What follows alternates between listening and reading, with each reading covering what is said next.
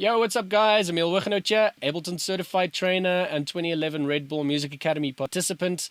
I'd like to welcome you guys to a belated tutorial. I've been pretty busy, so my apologies, but loads of cool things in the pipeline that I'm going to be sharing with you guys very soon.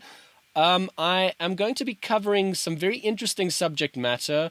I'm going to be showing you guys how to build a velocity-sensitive instrument rack from the ground up. That means going with a set of microphones and recording an instrument or two and literally building a velocity sensitive instrument.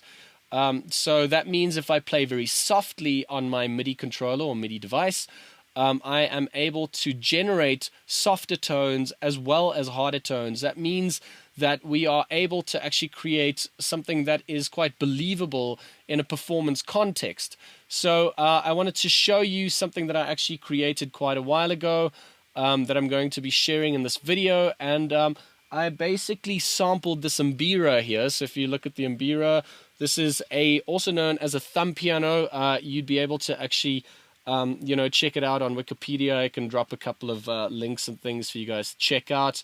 But the cool thing about this instrument is the fact that it's got such an amazing organic tone, but not just that, the ability to actually sample an instrument like this also recreates the instrument in a virtual context, which means when I go play a gig, I'm able to actually conjure up these sounds, absolutely identical to the real thing, but with the added ability to stretch it beyond its means. For example, this behr is actually tuned via pentatonics, which means it doesn't go chromatically. The notes aren't following one another chromatically.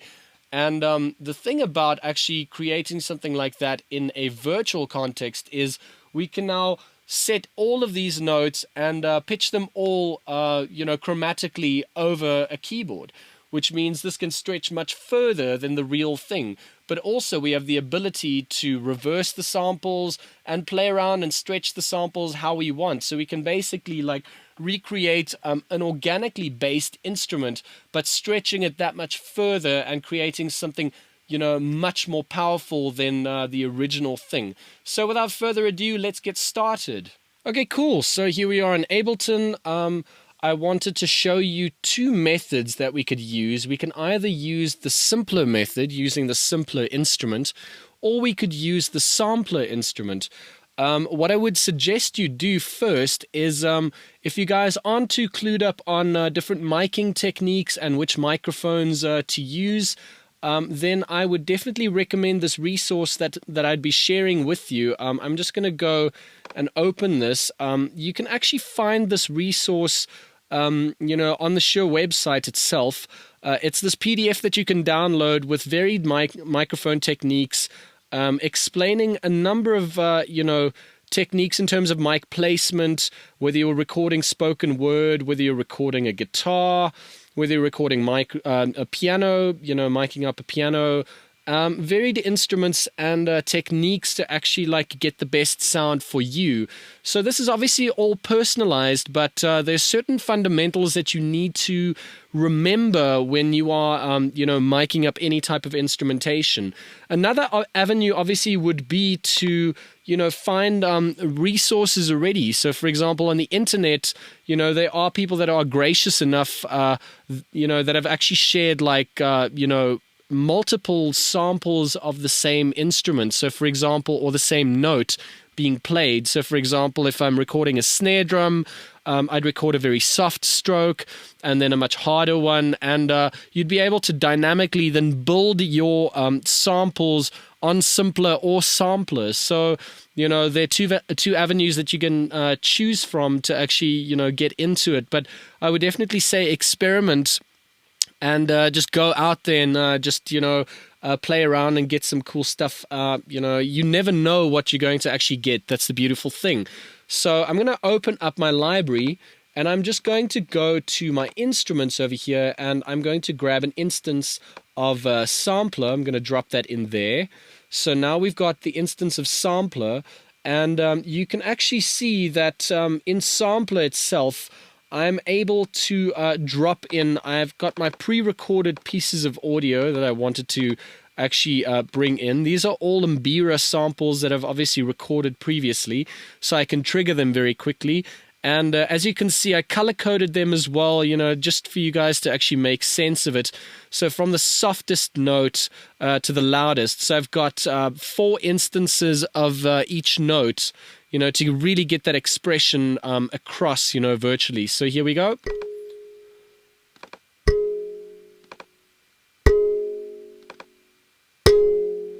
So you can actually hear the intensity build in the instrument. And, I didn't just sample one single note to create my behr rack. I actually sampled every single note on the behr itself 4 times, so obviously the varied, sets of velocity. So what we can do now that we've got our samples here is I can open up my sampler, and I'm going to just drop my samples in here. So I'm just going to grab all of them, and I'm just going to drag. I'm going to drop it in here, and you can actually see it says 4 of 4 samples are selected. I can open up the zone down here, and now you can see, if I look at it, I'd be able to actually look at every single individual sound slice, if I click and, select them.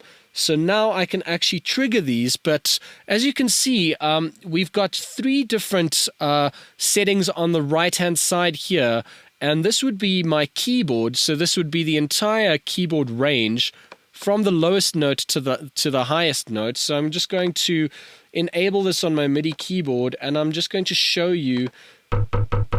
So these are now all the different samples, but what's happening at this point in time when I trigger this is I'm actually busy triggering all 4 samples simultaneously.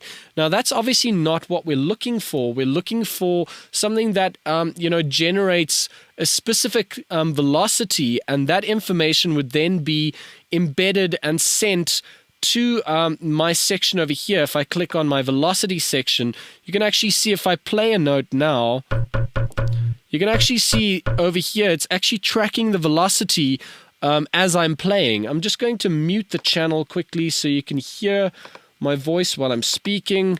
So now, if you look over here, we're building an intensity in terms of velocity.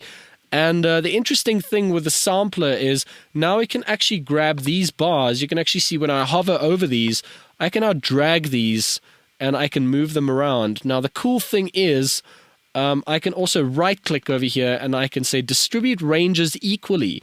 When I distribute the ranges equally, you can actually see that from the softest to the hardest note or the loudest note, I can now build, a varied set of dynamics, and trigger my samples accordingly. So now if I actually trigger my samples, they will now be housed, and they'll trigger the correct velocity to what I'm looking for. So if I play very softly,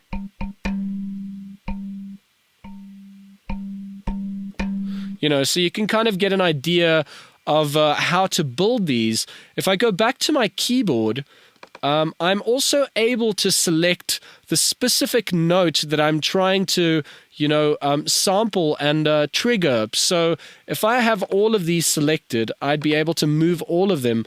And as you can see, I actually have A flat selected over here. So I can now drag these, and wherever A flat is, so for example, this is going to be A flat 3. So I'm going to be moving over here, and I'm just going to go to G sharp, which is A flat.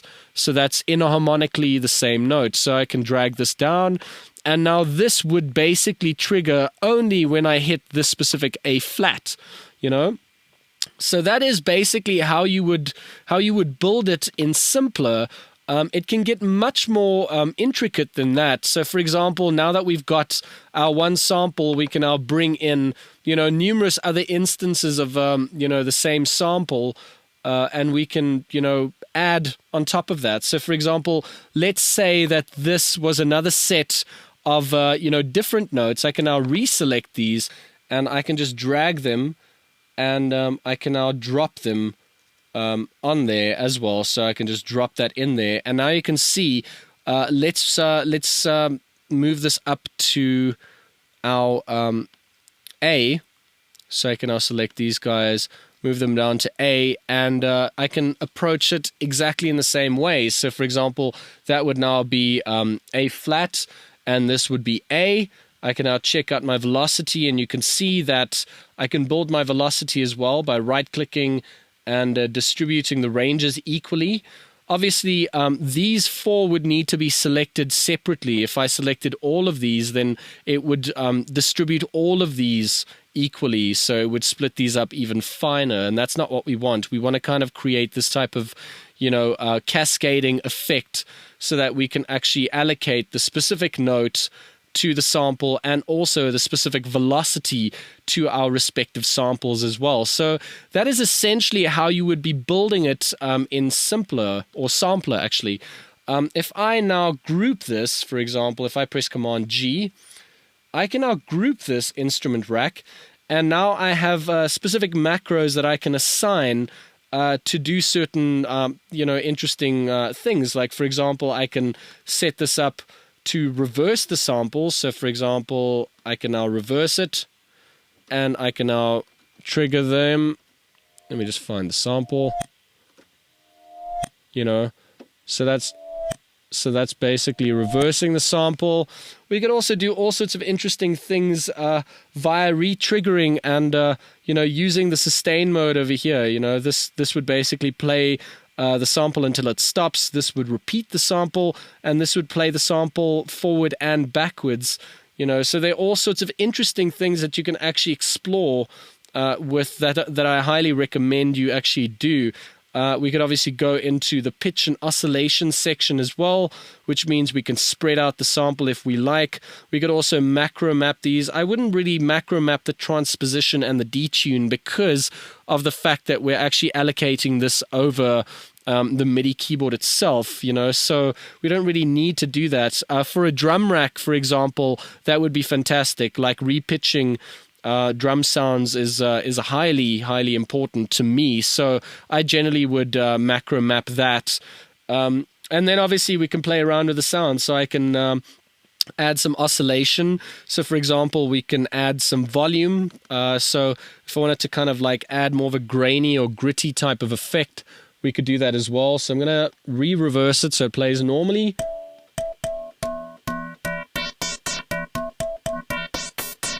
So you can do all sorts of cool stuff with your macro mappings, and it's all personalized. So the idea is really to go in and refine it the way that you want to refine it, You could obviously then play around with your filtering as well. We can add a filter to it, so I can map that maybe to macro 8. So now we've got a nice filter here that we can actually cut off the higher frequencies if we wanted to.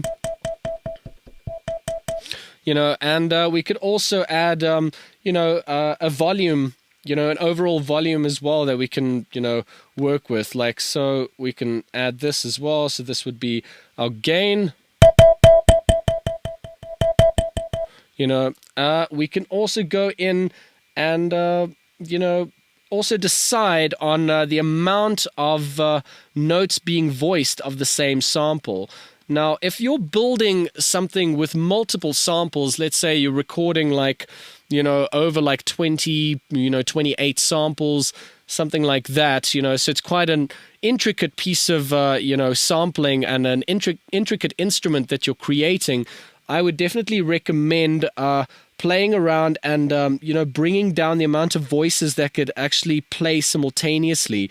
I generally would have them either to 2 or 3 voices per note, which means, once you actually voice an extra note on top of that, one of your previous voices would then be cut off. So you can play around with this. And the reason why I'm saying play around with that is it's going to alleviate quite a lot of CPU usage if your machine isn't, running, quite smoothly. So if you don't have like a solid state hard drive or something like that, then I would definitely recommend playing around with, the varied voices. And obviously you've got your re-triggering as well. That would re-trigger the same sample. So, like I said, play around with your macro mappings, get to know the entire, instance of Sampler. And you can obviously go to the modulation section as well, which is really interesting because you can kind of like have the pitch varied slightly. So we can enable an LFO over here. We can allocate the LFO to either, the sample offset or the sample, the loop length as well. Also the filtering. There are loads of interesting things. You can have them pitch modulate slightly, so that you can kind of get something that maybe sounds a little bit more authentic, and you can completely go to town with it. So the idea is really to explore, but as long as you adhere to this type of sampling technique, you'd be able to really get some very, very interesting results. So this would be how you build it in your sampler. Now, I can actually show you also what it looks like in Simpler. If I open up my instrument section over here, and I'm just going to grab an instance of Simpler. Now, some of you that might know, or have a little bit of experience with Simpler would then, argue or would then question, how can I actually have multiple samples in an instance of Simpler? Now, there is a possibility to actually have that. And I actually built my behr rack from Simpler for varied reasons. I really enjoy working with the loop length, and I can create these infinite loops and all these interesting textures with these types of settings as well, and also the sample start point, which is also, you're also able to access the sample start point via Sampler as well. If you go to your section over here, if you enable your aux section, and you'll go here and you'll say sample offset. If you work with this peak over here, if you map that, this would actually, this would adhere to your sample start point, which means you can either cut off the sample or have it start, where you want it to. And you would obviously need to, employ this and put it at 100. So you'd be able to do the sample start point. But going back to Simpler, what we can do is we can actually group this. So I can press Command G and group that. And we can have varied instances of Simpler inside here. So, for example, as we spoke about the sampler, we can actually open the velocity section up here, and we can one by one drag in our samples. So I'm just going to drag in the softest one. Then I'm going to duplicate that by pressing Command D, and I'm going to drag in the next one.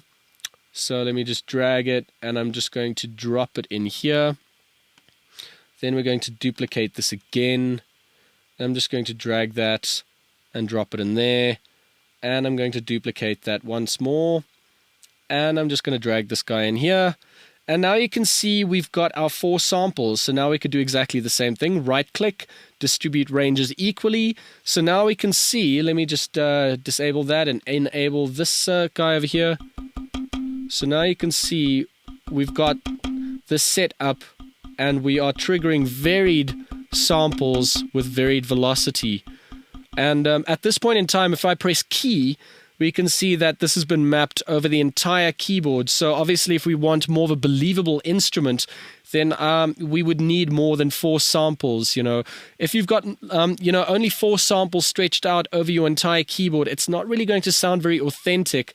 And certain inflections, your ear would start picking up certain inflections on certain samples, and you'd start realizing that, it's just a set of samples that you're listening to and not a real instrument. So the side of it, really, comes down to how much your computer can handle, in terms of the CPU usage, but also how believable do you actually want this, instrument to be?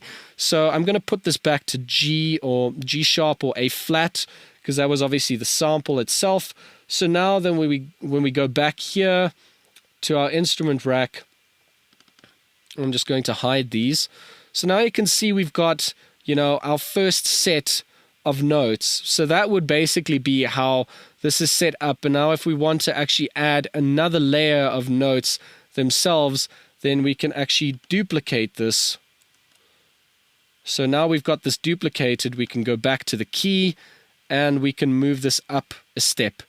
See, I can use my arrow keys to just move this up a step, and then obviously, you would bring in the different types of samples over here so that they differ from the your different set previously. So that's actually going to help you quite a bit in creating something that is believable. And then like we said, we can actually go in and do the macro mappings and all of that. So I can right click and I can map this to macro 8. I can right click again and I can say map to all siblings.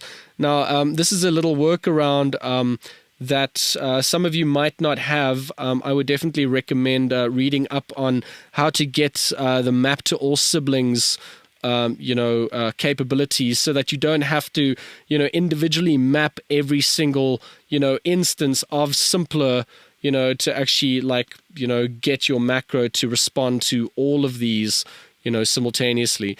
So I would definitely recommend checking that out. So that is basically how you would build it in simpler. Now I've got my instance of my behr rack over here, and if you guys are interested, I actually have it for sale on my website. I can show you very quickly. Let me just go here. If I scroll down, I've got my behr rack and a brief description of it. It's also linked, a little sample is linked to SoundCloud as well that you guys can listen to, which I'll add to the to the description, and you guys can check it out. I put in a lot of love and a lot of effort into it, and I'm very, very happy with the capabilities of it. I can give you a quick demo that I've recorded over here that I can play to you, but let's just quickly have a look at the instrument rack itself. Like I said, I played around with simpler on this one, and when you open this up over here, you can actually see that all the note names have been labeled, and this has now been macro mapped. And you can see I also set these up to open and muted tones. So for example, I've got my set of open tones here. They're the 4 sets, so that would be one note. Obviously the different sets of velocity. I can go to the muted section, and as you can see, this has been macro mapped to be disabled. But once I go over here, I can now enable the muted section. So I actually recorded the behr notes muted with a little cloth on top of it to kind of give you a different type of texture. Then obviously we've got the filtering side, we've got the release of the actual notes themselves, we've got the LFO. So the LFO is now set up to respond to the filter frequencies. So once the filter frequency is coming down, we can actually get quite a nice movement with the LFO.